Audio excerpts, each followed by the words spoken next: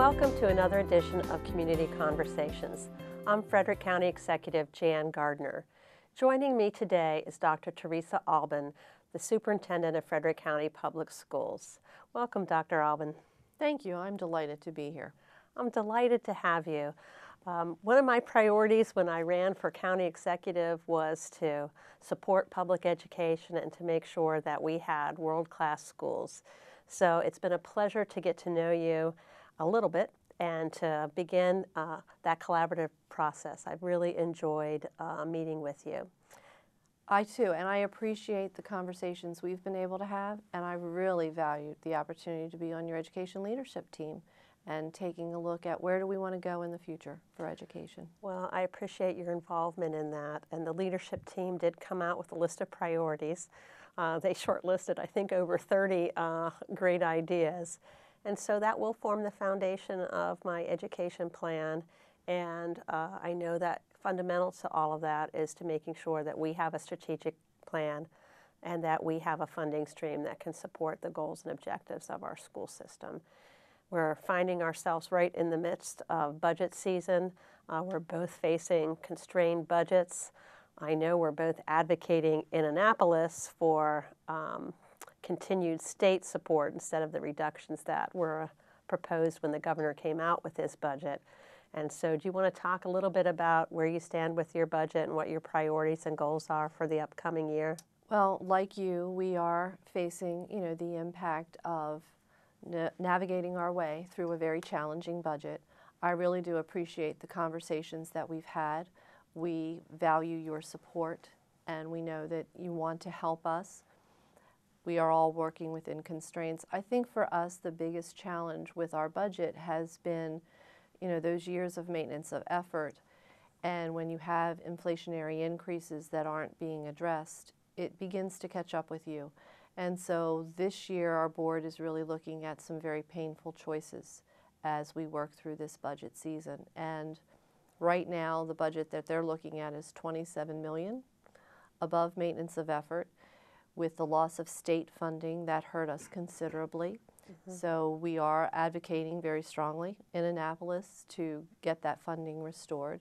We are hopeful that you'll be able to at least begin to turn around that trend of maintenance of effort, but we recognize once again that you certainly aren't going to be able to hand us $23 or $24 million. So we're in the process right now of talking about some very painful cuts. But what I've also tried to get our team to focus on is maybe it's a good time to sort of wipe the slate clean and rethink the way we do business and to really zero in on that core. If we're about student achievement, we need a great teacher in every classroom. We need a great leader in every school. That's the core mission, the core focus. So what about the way we do business can we do to support that, but then perhaps at the same time be even a little more efficient?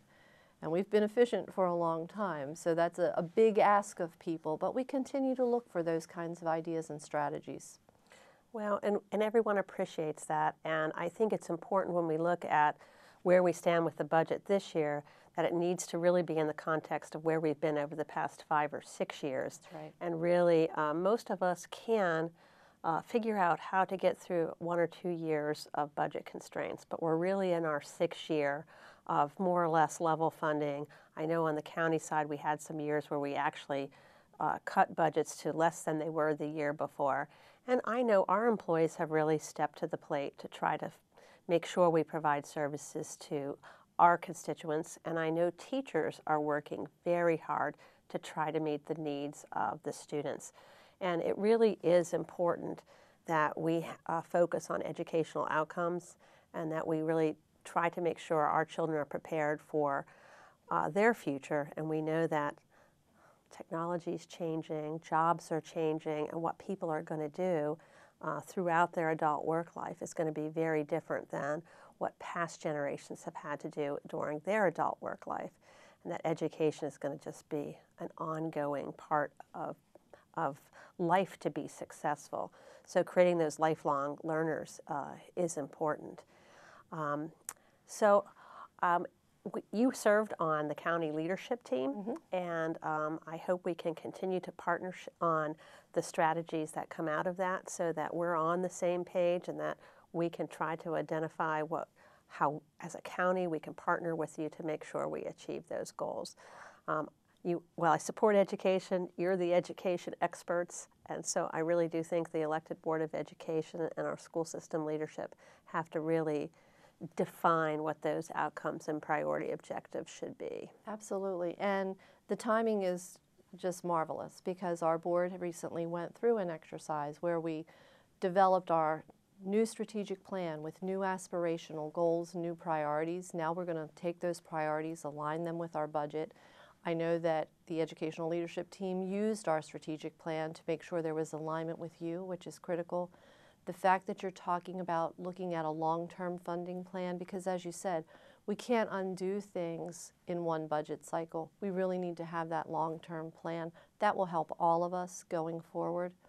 And I think for me, one of my biggest learnings in my 4 years here as superintendent is how interconnected everything in our county is and the importance of collaborating with our elected officials, but also our business community.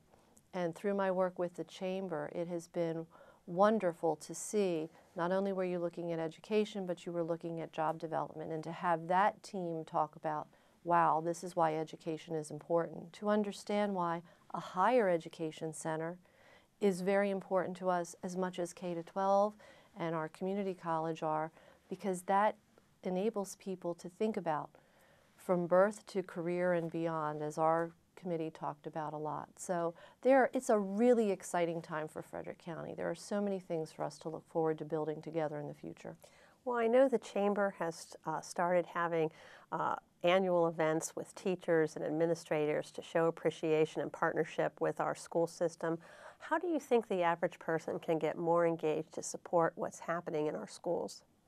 Well, I think, once again, many times your local school is the best place to start just to make that first connection and find out ways. But we do a lot of things with the Chamber. For example, in May, we have something called Future Links, where members of the business community can come in and present to our middle school students. And this gives them a chance to maybe spark interest in a career down the line, to help students get a better understanding of how what they're learning in school connects to the real world. So we also have something called the Academic Business Connection. Okay. So if you go to our website and you click on that, you'll find out a way that you can look at what you have to offer and how that matches some of the needs of our schools. And that's a great and easy way for folks to connect with us and get involved. Okay, I think those are great suggestions. You know, when I was a county commissioner, I had 3 children in school at one point in every different level, and it helped me to stay connected to what was happening in our school system. Absolutely. And now my children are adults, and they did receive an outstanding education in Frederick County Public Schools. And so it's harder for me to stay connected with the day-to-day of what's happening in our public schools. So I think it's important to share messages with our community about how education has changed, how it's different than when we went to school, how technology has impacted education, and that there's, in my opinion, just more for our students to learn. We are going through a huge paradigm shift in education as we move into this information age, although some people will tell me that we're already beyond the information age. But as you indicated, the jobs our students will have in the future look very different than many of the jobs that we've had. So we are in the process of trying to rethink, how do we approach the use of technology in our classrooms? What kinds of projects will be most meaningful for our students? What kinds of skills? So we talk a lot about 21st century skills. And we're trying to use 21st century techniques for staying in touch. So another thing that people could think about doing is following us on social media, because then you can see on our Facebook page, we highlight a lot of the things going on in our classroom. Last week we had the Tech Fair at Francis Scott Key Mall, a great opportunity for the community to see what kids today are doing, and I think it will amaze them sometimes at what our students are up to in our classrooms. So I think there are a lot of good news stories to share within the school system. I was really pleased to see that one of our schools is a blue ribbon school, Kemptown Elementary, and I had a great time celebrating the surprise presentation of the Milken Award at Yellow Springs Elementary. And so that was just a fabulous event.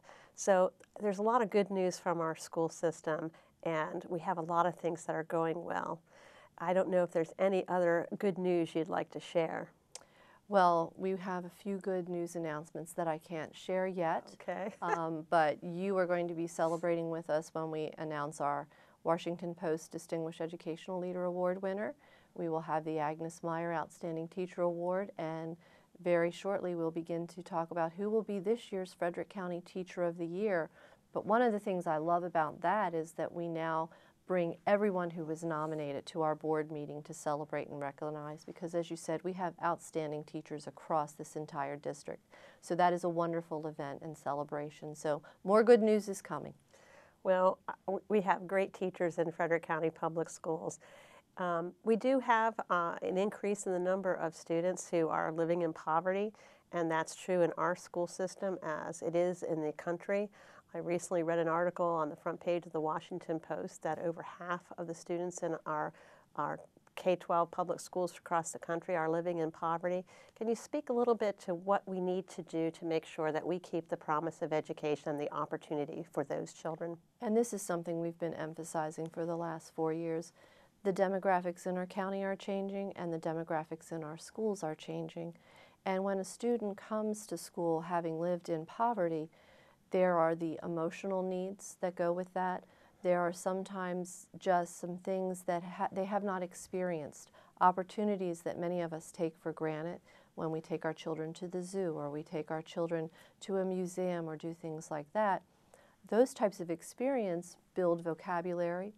So many times when a student comes to us who has lived in poverty and who hasn't had those experiences, we need to try to bridge that gap and help that student to gain those experiences and learn how to learn.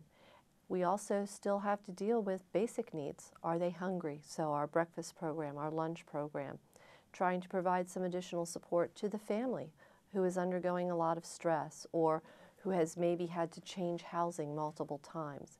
So a lot of the social supports that the county can provide, but also we as a school system try to work with, become incredibly important. I think that it's a growing issue, and I think there is interest in the community of working with community groups and our human service non-profit agencies to make sure that we can make sure these students have the wraparound services they need to be successful in our schools. Absolutely, and once again, another key piece that came out from your leadership team in working together, because as I often say to folks when they talk about homelessness or poverty or the drug issue in our schools, I say it's not just in our schools. This is about our community, and it's not something we as a school system can solve alone. It really takes all of us together in our community to grapple with these issues. Well, I want to thank you for joining me today for Community Conversations. I look forward to a continued partnership. I know that you, like me, are passionate about education and making sure that our students have the best opportunities for success that they can possibly have. Well, thank you so much.